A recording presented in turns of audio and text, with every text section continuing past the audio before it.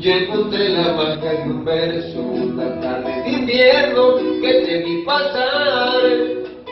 Tú no querías aceptar que terminaba algo grande en tu pecho por mí, amor. En ese preciso momento vives en mi pecho y sufro si no estás, que es imposible callar, que es imposible la vida vivirla sin ti, amor.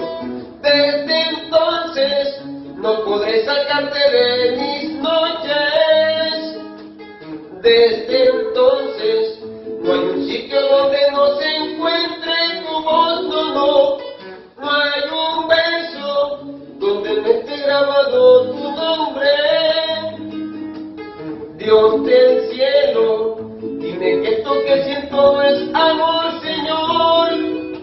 Ahora vives en mi mente, mágica pasión que me acaba. Eres dueña de mis sueños, porque es que en mis sueños habitas. Si algún día llegara a perderte, seguro se pierde mi alma.